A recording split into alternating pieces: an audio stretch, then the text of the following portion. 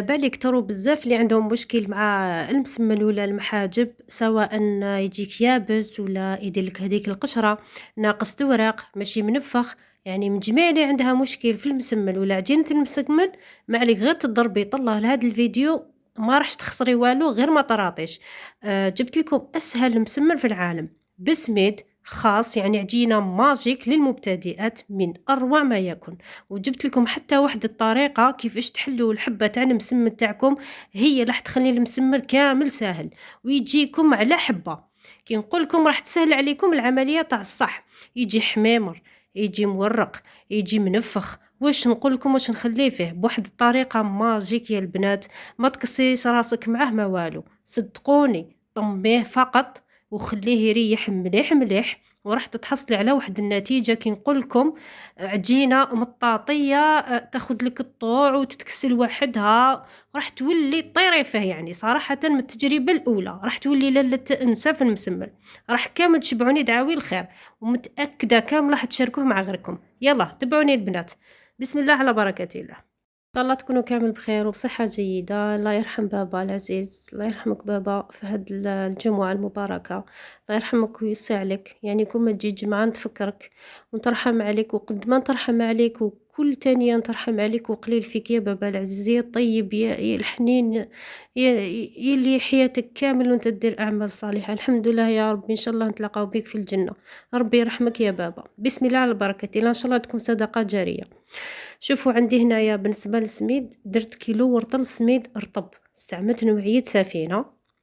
علاش درت كيس تاع فارينة؟ شوفوا انا هاد السميد شريتو شويه قديم، شريتو قبل رمضان هكذا. الا كنتو عندكم سميد جديد وفيه العلك ما ديروش كامل هذاك الكاس تاع الفارينة، استغنيو عليه تماما. انا كي شتو شويه بدا تجي فيه هذيك الريحه تاع الغموليه، خفت ما يجونيش ملاح المسمن تاعي، ولا ضفت هذاك الكاس هكذا. درت كيلو ورطل سميد، كاس تاع فرينة 220 مليلتر، شويه تاع الملح، وبديت نطمو بالماء. بالنسبه للكميه تاع الماء اختارلي 5 كيسان تاع الماء، هاد الكميه تاع سميد وكاس تاع فرينة. الكاس الخامس دوك يقعد لي منه شويه، دوك نوريه لكم شحال قعد لي. الماء دفيته برك شويه، ما درتوش يغلي ولا سخون، دافي برك شويه باش يعاون العجين تاعنا ينطلق. وتاني كي يكون هكا حابين ديرو تاني مسمن باش ما تدلكوش ما تعبوش فيه، تقدروا ديرو يعني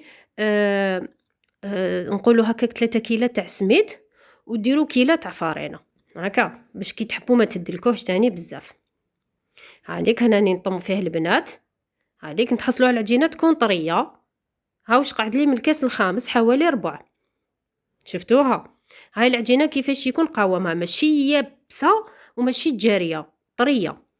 حكمت كيس هنا شمختو بشويه تاع الماء دافي وقطرتو، يعني راهو مندي برك هذاك الكيس. شوفوا العجينه كيفاش راهي، شفتوها؟ نغلق عليها باحكام هكذا. قلت لكم دلكه وحده ما فيهاش، تبعوا معايا وراح تتاكدوا، يعني شوفي بعينك. حكمت هنا شويه ماء دافي ماشي سخون، دافي، باسكو لو كان ديريه سخون راح يطيب العجين ديالك. دفيوه برك شويه باش يعاون العجينه تنطلق. هاي ليك العجينه تاعي انا للامانه خليتها حوالي 45 دقيقه، ما بدو واحد فريد شغلي من هيكا وعطيت لهم يفطروا الدراري، عاود وليت ليها. هاي ليك العجينه، شوفوا كيفاش تولي هايله. تنقص عليكم واحد التعب، طريقه بزاف شابه. ملي يحبوا يخدموا مشاريع ولا يسترزقوا، انا نقول لك غير روحي ديريها ودعي لي دعوه الخير. شوفوا كيفاش ولات، شفتوها؟ ما شاء الله. تقدروا كيما راهي هكذا ديروها في العجان، تتعجن شويه ولا تعجنيها شويه بيدك. هاي ليك انا برك باش نسقم لها نزيد نعدلها مليح الوجه تاعها، راني نحاول ندير لها هكذا. شوفوا كيفاش ولات شابه، شفتوا كيش كانت من قبل وكيفاش ولات دوكا، شفتوها؟ هنا مباشرة راح نقرصها. هاي لك درت شوية زيت في يدي ونقرصها. انا درت قرصات كبار، وانتي مبتدئة ولا كي تخدمي مشاريع ديري قرصات صغار. بالنسبة لهاد القرصة حوالي 90 غرام. شفتوا كيفاش درت البنابل هذيك العجينة ونديغي دلكناها. البلاطو تاعي بيان سور دهنوه بالزيت باش ما يلصقولكمش، وبعدو بيناتهم أنا دايما الأولى نطبعها هكاك بصبعي باش نعرف شكون هي الأولى اللي وين راهم منين بديت يعني نقرص فيهم. دهنتهم كامل بالزيت من الفوق، غطيتهم بأكياس بلاستيكية باش ما تضربهمش الهواء ودير هذيك القشرة من الفوق من بعد ما تجيكمش ما تقدروش تحلوها.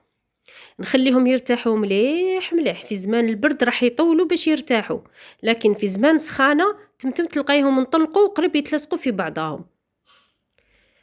نروحوا للطريقة كيفاش نحلو. كي شفتوا رفدت معكم الحبة الأولى راح نشاركها معاكم باش نكون دايما إن شاء الله الصدق والمصداقية. حكمت هنا ورق الطهي قطعته على شكل مربع، ما يهمش كبير ولا صغير، نتوما دايما ديروه شوية كبير باش تقدروا ترفدوا الحبة. درنتو تاني هو بالزيت هذاك البابي ورق الطهي، وحكمت القرصة تاعي غطستها في الزيت وبديت نحلها على شكل شريط كيما راكو تشوفوا. نسبق في الأطراف، نخليها شوية خشينة في الوسط ونروح الأطراف نحلهم جيدا، ونخليها حوالي 10 ثواني 15 ثانية هكذا باش تنطلق. هايليك خليتها 10 ثواني 15 ثانية ووليت ليها. شوفوا لي الطريقة اللي جبتها لكم، هذه تساعد المبتدئات وتساعد بزاف أصحاب المشاريع ولا اللي يخدموا هكا لي كوموند للعراس باش يجوكم كامل على حبة. شوفوا شحال تجيكم سهلة، يعني تقابلي هذوك الزوج جهات تسبقي فيهم وتطبقيهم، ومن بعد تروحي تزيدي تقابلي هاد الزوج جهات وتطبقيهم. سهلة بزاف، كنت درتها ديجا معكم العام اللي فات وكامل شكروني، خاصة المبتدئات قالوا لي بزاف ساعدتينا بهاد الطريقة. حبيت نعاودها لكم باش اللي كاين مشتركات جدد دخلوا لقناتي ولا اللي مازال ما اشتركتش ان شاء الله تستفاد من هذه الطريقة.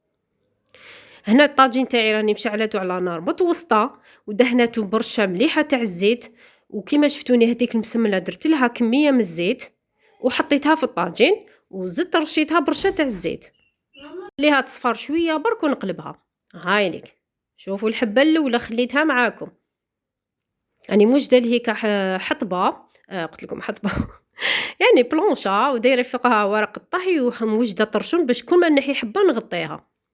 شوفوا كيش تنفخت معانا الله يبارك، يعني ما شاء الله، يعني كنت تشاهدوا بعينكم منفخه مورقه ويجوا حميمرين ما شاء الله. والكميه ديك تاع الزيت ما تخافوش منها، لانه لازم ضروري الزيت باش يعطينا داك الاحمرار ويقعد لنا طري المسمل تاعنا. لو كان ديروا الزيت ناقص ما راحش يجيكم حميمر ويبس لكم تمتم وينشف لكم هذاك المسمل ديالكم. يعني كامل الاسرار كل مره نزيد نمد لكم سر في فيديو. شوفوا كيش جا معانا ما شاء الله.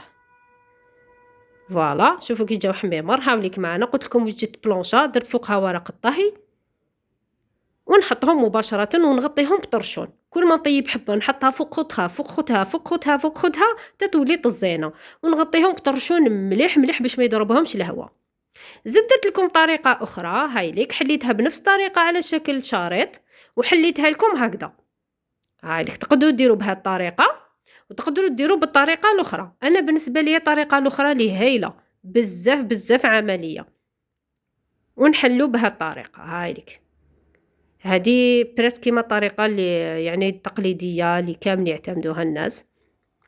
وكو تشوفوا كما نطبق خطره هكايا ندير طبخيخه تاع الزيت باش تساعد في التنفخ. هايليك يعني راهي واضحه جدا كيفاش خدمتها. انا بالنسبه لي يعتمدوا الطريقه الاولى خير من هذه الاخرى. هاي اللي يجوكم كامل على حبه على حبه، يعني اللي حبت يجوهم مربعين القد كيما يقولوا ديروا هذيك خير. شوفوا نخليها غير تصفر شويه هكذا برك نروحوا نقلبوها. فوالا هاي ليك معانا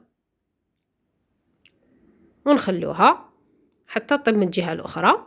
باكم تفكرت حاجه كي كنت نطيب هكا في المسمل، عندي الاب تاعي الله يرحمه مسكين كان كي طيب يما هكا مسمل ولا كان يحب ياكلو هكا سخون من الطاجين، يقول لك اعطيها لي هكا سخون. عباك كنت نطيب فيه وتفكرتو بكيت بكيت بكيت، ما تقدروش تتصوروا مسكين الله يرحمه. كان يحب هكا حاجه سخونه تعطيها له، سوا خفافه يقول لك اعطيها لي من مقله، سوا هكا حبه مسمل يقول لك اعطيها لي بالطاجين. الله يرحمه ويوسع عليه مسكين الله يرحمه. هامليك خياتي كامل المسملات بعد ما كملتهم كما راكم تشاهدوا. شوفوا قلت لكم يجوا كامل على حبه الله يبارك. انا غطيتهم مليح مليح بالطرشون باش ما يضربهمش الهواء وما يبسولكمش وفي نفس الوقت يطراو لكم. هامليك شوفوا الله يبارك جا لونهم بزاف شباب. الله يرحمه ويرحم جميع موتانا. يعني شوفوا كيفاش يجي طري، ما يجيش يابس كيما راكو تشاهدوا، وكيما تحبي دوريه كيما تحبي، وميم كي تحطيه في المجبد وتعاودي ديكونجليه يقعد لك انتاكت جديد، لانه ما فيش كميه بزاف تاع فارينه، كميه قليله برك، غير قولوا راهو كامل سميد. نقسم معاكم حبه باش تشوفوا كيش جات معانا البنات، جربوها بزاف ناجحة هذه الطريقة، واني نعتمدها ونحاول كل مرة نسهلها لكم على المرة اللي فاتت. الحمد لله كامل جربت وصفاتي تاع العجين، كامل تعلمتوا من وصفاتي، وكامل حمرت لكم وجهكم، حاجة بزاف تفرحني الحمد لله يا ربي. شوفوا كيش جا معانا، جربوها وقولوا لي واش رايكم فيها. ما علي نقول لكم غير انتظروني في وصفة أخرى في موعد آخر.